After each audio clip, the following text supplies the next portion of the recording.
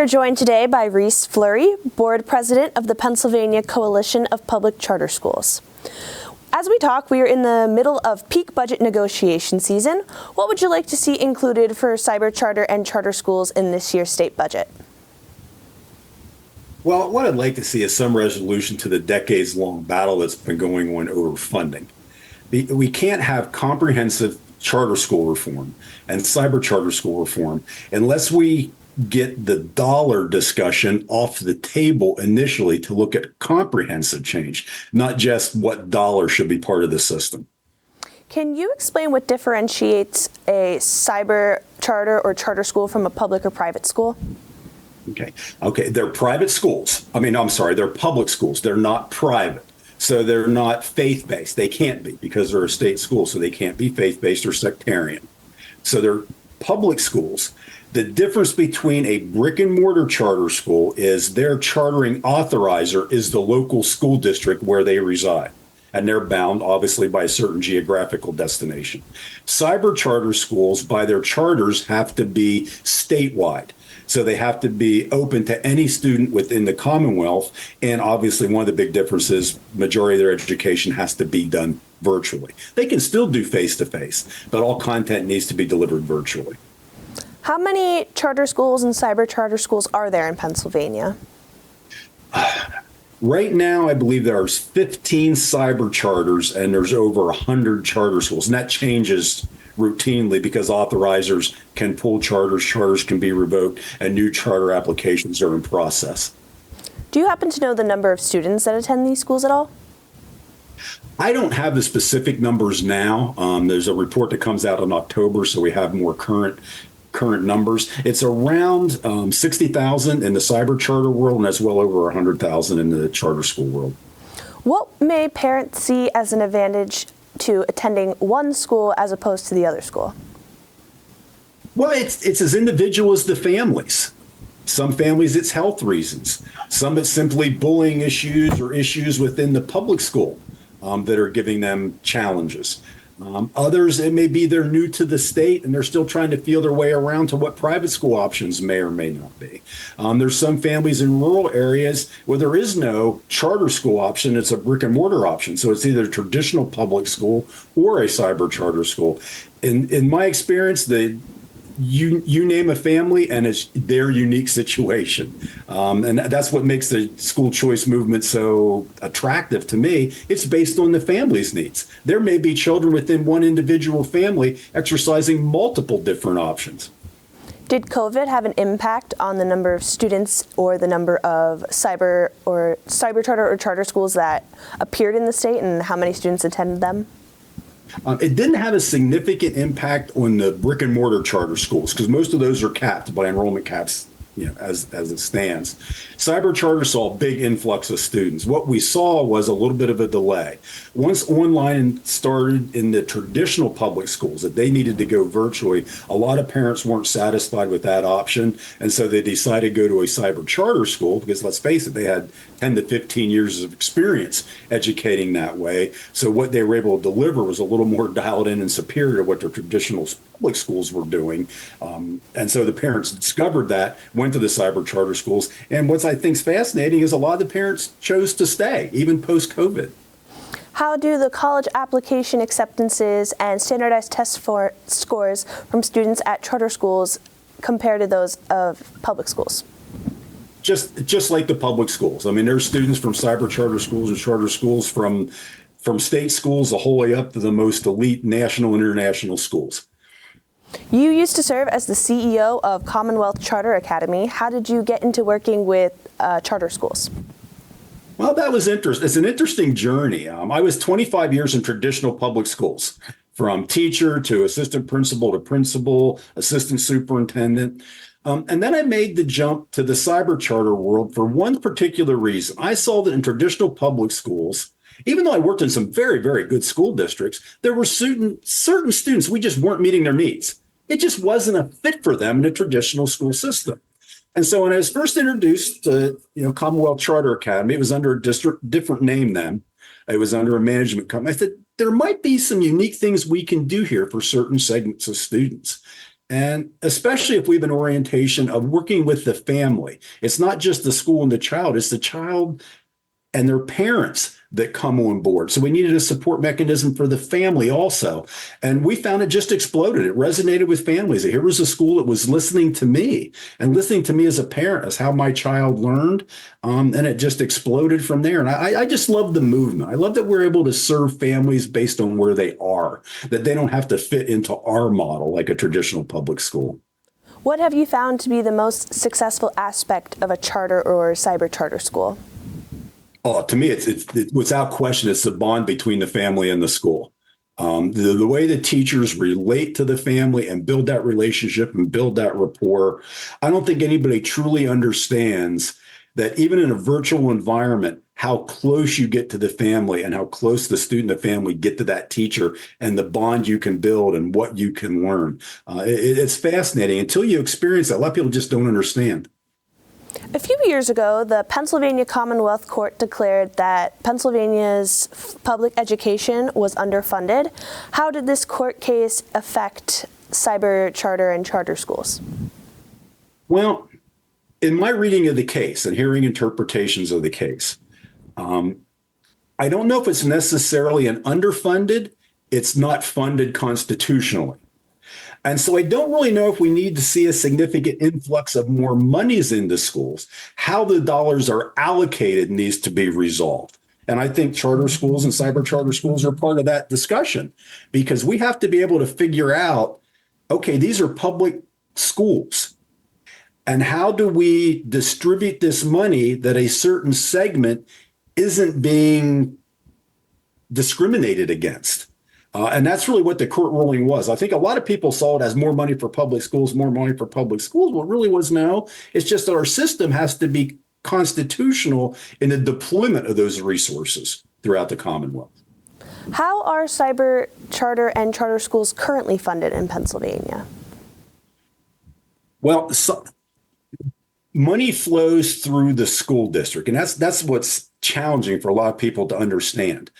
So a school district gets money mainly from local tax dollars and the Commonwealth. So say a traditional school district spends $20,000 per student. The average in Pennsylvania is $22,000.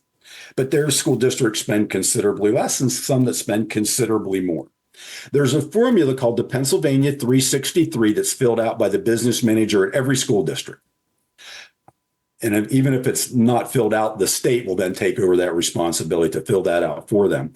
And that formula determines how much money flows to the charter school and the cyber charter school based on the spending in that local district. So in real simple terms, it's an average of about 70% of the, spending in the local district travels to the charter school. So if a district's spending $30,000 compared to one that's spending $15,000, in general, that district is going to contribute about twice as much per student to the charter or cyber charter school than the other district. It's not exact because the formulas are all different based on what the deductions are. So each district's deductions take a bigger ratio of that money. But in general terms, that's about how the money works. And it flows through the school district to the individual charter or cyber charter school. Why did they decide to use that 70% model? Yeah, it's funny. I've had multiple discussions with writers of the original charter school law. They thought that was simplest because technically when you look at it, the State Department of Ed really has no money. They just distribute money from the general fund to school districts. So the school districts are really ones that hold the dollars. And their feeling was, we have to tell the school district when that student leaves. The school knows when that student's missing. So why not making it part of the accounting function that for every day that child's not in a district and with the cyber charter school, the home district then gets billed for that child with the rationale they keep some of that money because they still have costs that didn't leave with that child. That was the original rationale. The only problem is it sets up an adversarial relationship because now those school districts have to write that check basically to the cyber charter schools and charter schools for those students when they leave. So it sets us up in an adversarial relationship right from the get-go because of the funding mechanism. In a recent article from Spotlight PA, the House Democrats have said that they want to make school districts pay $8,000 for cyber charter schools instead of, like you mentioned, the percentage depending on how many students are in, how many charter school students are in that district. How would this go towards a specific charter school in the area or just to a pot for all of the charter schools? But the legislation is not specific enough on how it would be distributed. And quite frankly, the 8,000 number is just a number that's drawn out of a hat. There's no research to pick that. Nobody's ever done a good comprehensive study on what it costs to educate a child in a comprehensive cyber charter school. Districts just throw out that money because that's what they buy for curriculum in a box from some third-party vendor, from their school system. And that number's been going around for 15 years. And this is what it costs to educate a child. But nobody has any factual basis to it. They just throw it out there from the same talking points for 15 years. Quite frankly, the argument's getting embarrassing for them. Somebody do comprehensive research, work with cyber charter schools. We can show you exactly what it costs to educate a child. We have a fixed amount. We can't spend more. We can't spend less. Traditional school districts can continue to increase costs of their educational program. In a cyber charter school, you know what your fixed revenue is. We can't tax. The only money a cyber charter school has to use for their educational program is that money that flows from the school district to the cyber charter school or a small amount of federal funding that comes for Title I type programs. So that $8,000 number is just an absurdity to throw out there. Quite frankly, it's embarrassing for them, from my standpoint, they'd even throw that number out because there's zero grounding, zero basis in research for that. Now, they're talking about a funding cut. What does that mean? What does a cut mean? And the amount of dollars we're talking about, and that's what has to be brought forward. We're talking about a savings of a little over $300 million to a group of school districts that right now have an excess of $6 billion in reserves. So it's not about saving money. It's about punishing cyber charter schools. Has nothing to do with cost savings to school districts. It's between 2 and 3% of annual funding. Yeah, their expenses for cyber charter schools are between 2 and 3% of their spending. Their contribution to the PSERS retirement system has gone up more than 3% in the last few years. And so the whole argument, quite frankly, frustrates me because it's a shell game that they're using when they're talking about savings and saving educational spending. It's a pittance in the big scheme of things, and it's going to damage choice for a whole lot of families that really, really need it. And that's what I don't hear from this side that talks about the $8,000. What about the families? It's never about the families. It's always about dollars. It's never about children. It's always about dollars. Do you have an ideal way that you would like to see charter schools be funded or an ideal amount that you think would be most beneficial for them? To me, it's simple. They're public school children. They should be funded like any other child educated in a public school system in Pennsylvania. If a local community says children that reside in our area, combination of state tax dollars and local tax dollars, this is what we as taxpayers, through our local officials, say this is what should be spent on that child. Why? Because that child decides, I want to go to a charter school or a cyber charter school because the one public school offering doesn't suit me. Why should that child be punished unless money flow with that child? And why, when you mentioned that charter schools have to spend a specific amount of money, meanwhile public schools can just keep increasing their amount of money that they spend, why do you think that is? Well, that's the way the legislation was written, because the money has to flow through the traditional school district, and school boards in the cyber charter and charter school world aren't elected, so they have no taxing authority. So they should not be able to raise, revenue that way unless they would do through grants. The local school district is the only one that has that taxing authority, and so they can raise that extra revenue by taxing that local community. Over the past 2 years, school vouchers have been a very popular discussion in the state legislature. Do school vouchers impact charter schools at all? No, they don't impact charter schools directly. Now, they may impact charter schools because some families, since they have that voucher money available to them, they may be able to look at a private school option. So they may have a few more choices, and a few of those families may decide to go to a sectarian school rather than the public charter or cyber charter school. But as far as direct flow of those voucher monies to the charter schools, because we're public, we can't avail ourselves of that money now. Senator Lindsey Williams proposed a moratorium on new cyber charter schools in Pennsylvania because, quote, every one of Pennsylvania's cyber charter schools has been identified as needing some level of support and improvement. Can you comment on this? Well, of course. Children come to a charter school and a cyber charter school because where they were before wasn't working. When you have a child that comes at 16 years old to a charter school or a cyber charter school, and they've earned no credits in high school, that student's immediately going to be identified as a dropout for that charter or cyber charter school. Even if they earn their diploma, by the time they're 20 years old, they're going to be coded as a dropout in the system. So to Lindsey Williams, I say, of course, public charter schools and cyber charter schools look like they have students that have severe educational needs. That's why they came there. The majority of students come there because where they were wasn't working, and they're trying to get that last bite of the apple to get a diploma. This proposed moratorium would last until 2037. How would that impact Pennsylvania's cyber charter school system? Well, it's interesting because we haven't had a huge increase in cyber charter numbers of enrollment post-COVID. The numbers have been fairly steady, within 5,000 students or so. So if we were seeing this, rapid increase of students going into cyber charters, the thing bothers me about a moratorium is, what's a moratorium even mean? Oftentimes they just mean moratorium is no more cyber charter schools. We don't want to allow any more to be approved.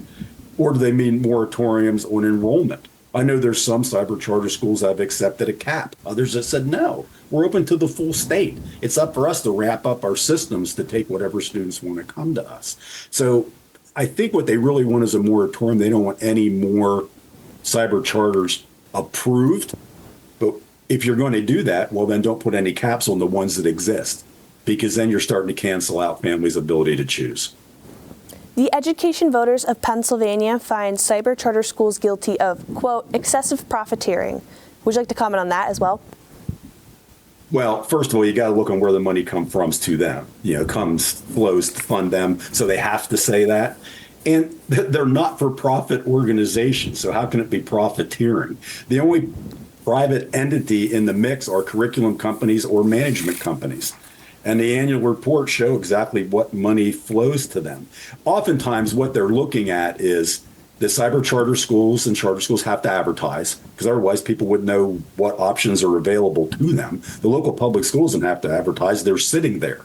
People are captive to there. So cyber charters and charters advertise so families know they're available. And some cyber charter schools hold pretty significant money in reserve. They have to do that because many school districts do not pay the bill.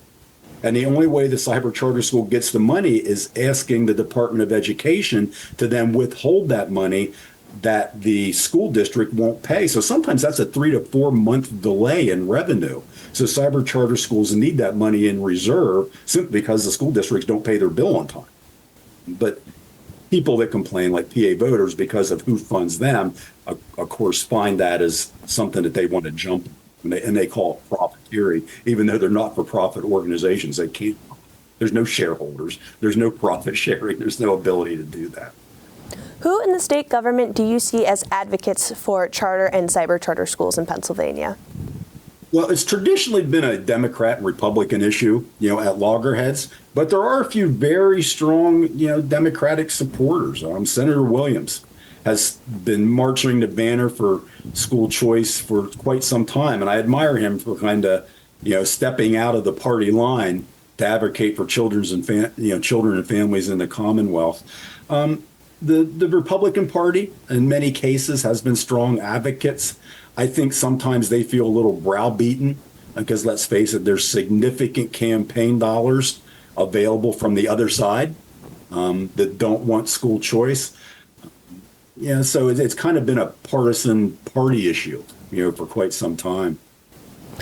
Have you looked into the way that cyber charter and charter schools are funded in other states? Is it very similar to the system we have here in Pennsylvania? It's all over the board. In some states, schools get paid when courses are completed. Some states, it's just a flat fee, just a flat number based on funding throughout the entire state. Even the authorization process is very, very different state to state. And I don't know of any states' funding mechanisms that are identical. Some are more similar. There's a lot that use a similar flow-through model of Pennsylvania's, but oftentimes it flows through the Department of Ed rather than the local school district. You got to remember Pennsylvania, too. What makes Pennsylvania unique is we have 500 school districts, where when you have states that it's more of a county-based system, the flow through of that money becomes a little less distorted because there's not 500 paying entities. There might be 50, 60, 70 paying entities instead. We mentioned earlier that you're the board president of the Pennsylvania Coalition of Public Charter Schools. Can you talk about what that coalition does and some of the work you guys do in the state? The biggest thing we do is advocate for school choice and support the families that have chosen to exercise this option, to teach them what's out there, to advocate for them, whether it be in the press, whether it be for conferences, to support charter schools and cyber charter school leaders through education and support services. And we've also secured a grant a few years ago to be able to send some grant money from the U.S. Department of Ed to schools to help support them in their mission. Last question, what message do you want legislators to keep in mind during this budget season? It's very simple. This is about families and about children. You've got to set the dollar discussions aside and say, what's best for this Commonwealth? We're losing our school-age population. Our school-age population continues to decline. Jobs are leaving our Commonwealth. We have to fix what's going on in the educational system. And these constant battles about dollars from one segment of public ed to the other is inhibiting that true discussion on educational reform we need to make our state more competitive. Reese Flurie, Board President of the Pennsylvania Coalition of Public Charter Schools, thank you for your time. Oh, thank you so much.